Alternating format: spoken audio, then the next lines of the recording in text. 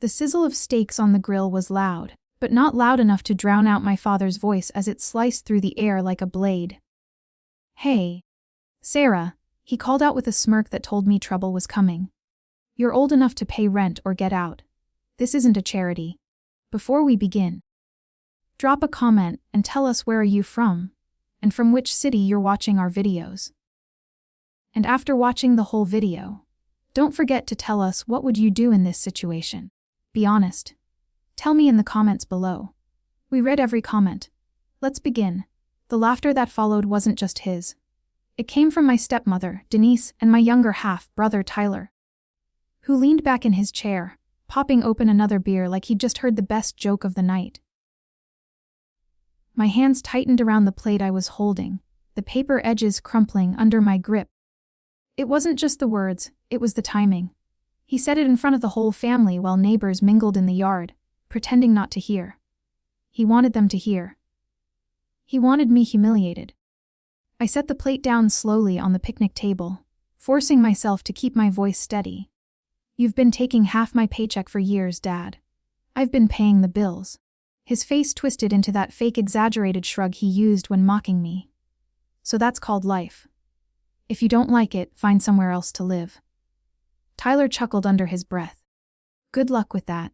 The air felt heavy with the scent of grilled meat and something darker. Disgust, betrayal. I could feel the eyes on me from across the yard. They all thought I'd stay quiet. Maybe cry later in my room. But that wasn't going to happen this time. I stepped closer to him, close enough that the flicker of the grill's flames lit up his smirk. "Fine," I said, my voice low but sharp. "You want me gone. You'll get your wish." He laughed, waving his tongues at me like I was a pesky fly. "Yeah. And where are you going to go?" "Back to your little apartment that fell apart. You've got no saving Sarah." The rest of the evening blurred into a tense mix of forced smiles and whispered gossip.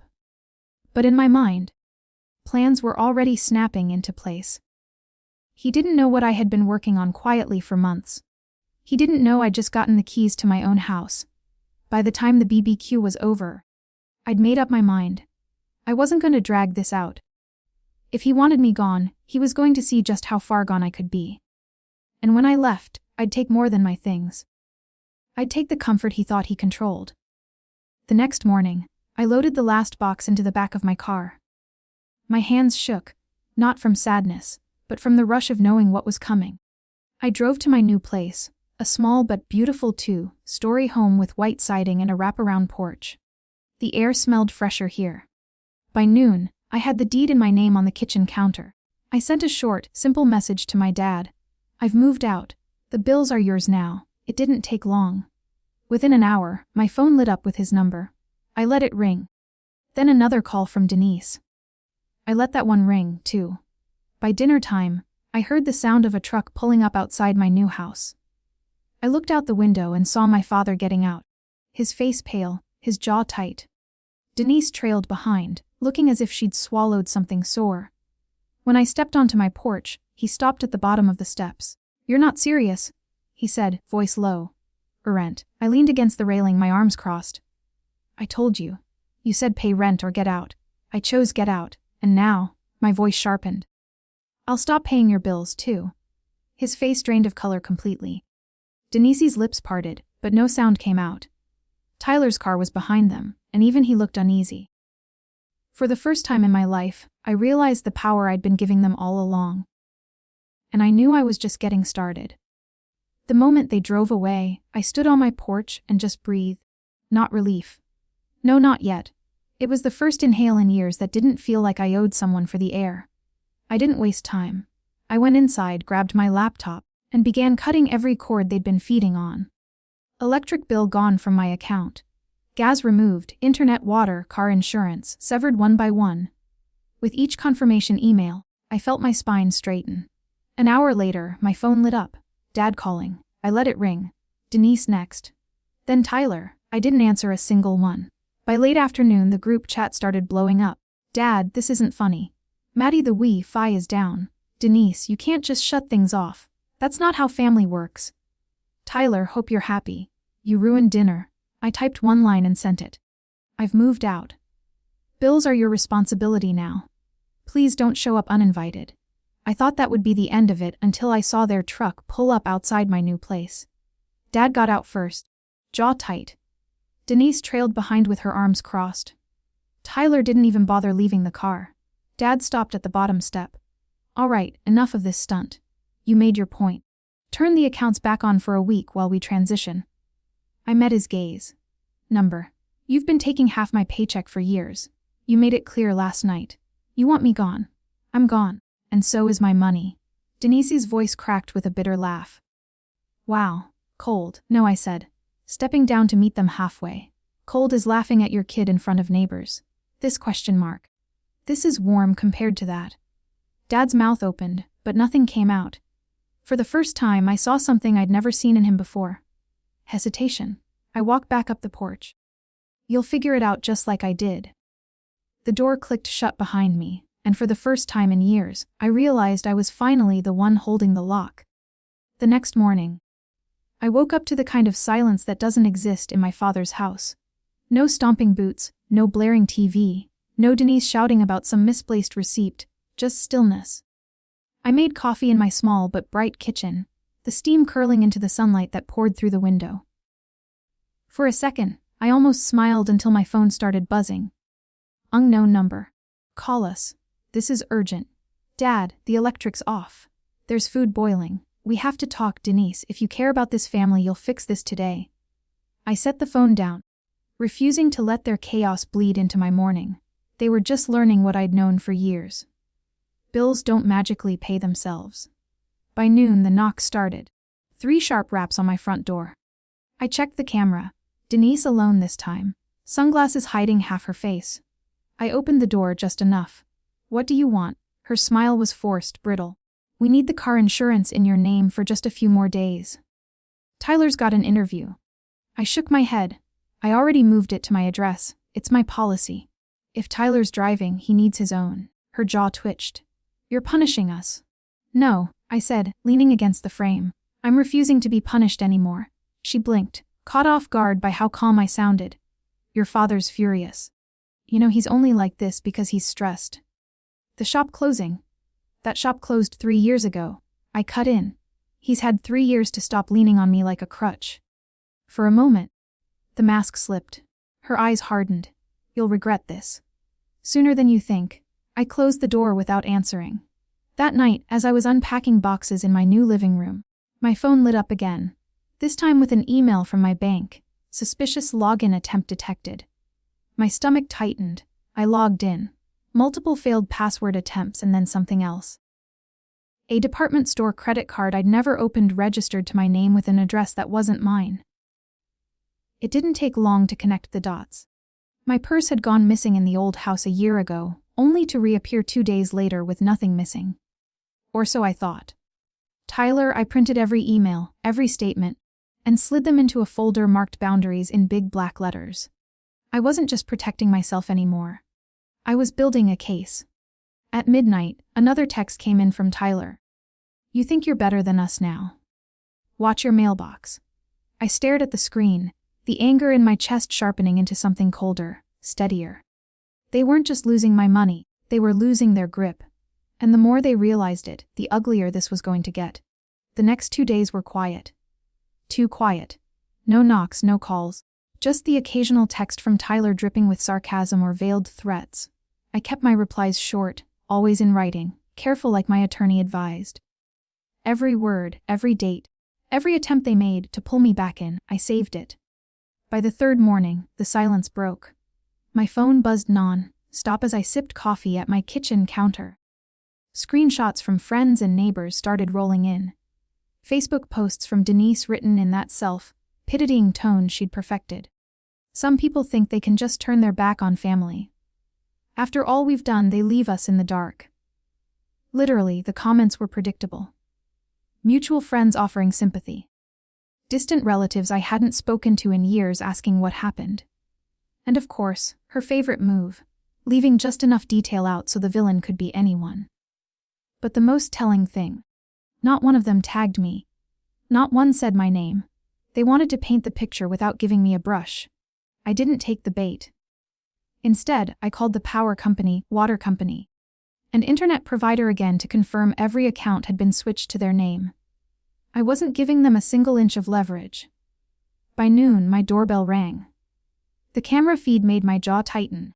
Dad this time alone, hands shoved deep in his jacket pockets. I opened the door, but stayed behind the threshold. "What is it?" His voice was calmer than I expected, but the edge was still there. "We've got a situation. The mortgage payment's due and without your transfer." "Not my problem," I said before he could finish. His eyes narrowed. "Do you even hear yourself? You've been part of this household for years. You don't just walk away from responsibilities overnight." I laughed. Actually laughed sharp and humorless. "You mean the responsibilities you dumped on me the second I started working? The ones you never asked about, just took?" He stepped closer. "You think this new place makes you better than us? That you can just hide here while we drown?" I met his stare without blinking. "I'm not hiding, Dad. I'm just done being your lifeline." His jaw worked like he was chewing on a dozen unsaid threats. Then he turned to leave, but not before tossing one last shot over his shoulder. "You're going to regret this when you come crawling back." I closed the door slowly, almost enjoying the click of the lock. Crawling back wasn't in my vocabulary anymore. That night, as the sun dipped low and the air cooled, I saw their situation unravel in real time. A neighbor from my old street called me, voice low like we were sharing a secret. They were out in the driveway arguing loud. Something about the bank account being overdrawn. Denise was screaming that she couldn't buy groceries, and your dad kept saying, "It's your fault." I thanked them, hung up, and sat there for a long moment. They were feeling it now. The weight I'd carried alone for years, pressing down on them for the first time.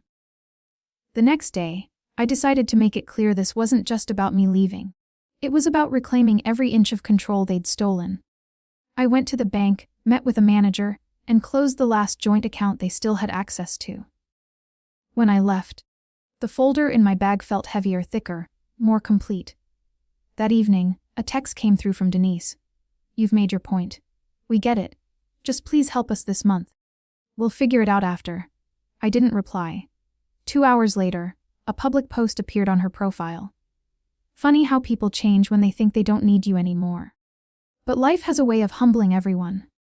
For once, she was right. Life does have a way of humbling everyone, and theirs was only getting started. It was a Saturday morning when the perfect opportunity landed in my lap. I was sipping coffee, scrolling through emails, when one from the mortgage company for my dad's address popped up. The subject line read, "Urgent, past due balance and notice of public auction." At first, I thought it was a mistake. I hadn't lived there for weeks, and I'd already removed my name from everything tied to that house. But when I opened it, I realized the bank must have still had me listed as an emergency contact from years ago. The letter was blunt. 2 payments missed, no arrangement made, auction date set in 30 days. I sat there staring at the screen. This was it. The moment when the universe handed me proof in black and white that all their loud confidence was just smoke. Before I might have rushed over, tried to fix it, drained my account again to save them. Now I hit print. Then I slid the paper into my boundaries folder. By noon, I heard the inevitable, the pounding at my door. This time, all 3 of them were on the porch. Dad red-faced, Denise tight-lipped, Tyler smirking like a kid who thinks he's about to win a game. I stepped outside, shutting the door behind me. Dad didn't waste time. "You saw the notice. We can't lose the house, Maddie. You're going to help fix this." I folded my arms. "No, I'm not. You're still family." He shouted loud enough for the neighbors across the street to glance over. I didn't lower my voice. "Family doesn't use you as a wallet. Family doesn't laugh while you're humiliated in front of half the neighborhood. Family doesn't commit fraud in your name and expect you to just take it." Denise stepped forward, eyes darting to the people watching from their yards. "Do you have to make a scene?" "Yes," I said flatly. "Because you had no problem making one when it suited you," Tyler muttered under his breath. "Unbelievable." I turned to him. "You're right. It is unbelievable that I let this go on for as long as I did." Dad's voice dropped. That quiet, dangerous tone he used when he thought he could still intimidate me. "If you walk away from this, you'll be nothing to us." I smiled, but there was no humor in it. Then I'll be nothing to you and everything to myself. I stepped back toward the door, but before I went inside, I pulled the printed foreclosure notice from my folder and held it up where they could all see. This, I said, my voice cutting clean through the air, is what happens when the person you've been draining finally stops bleeding for you. And then I let it drop to the porch at their feet. The door closed behind me with a solid, satisfying click. Through the blinds, I watched them stand there.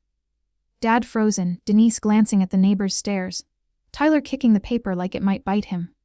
They left without another word. That evening, I posted a single vague line on my own social media.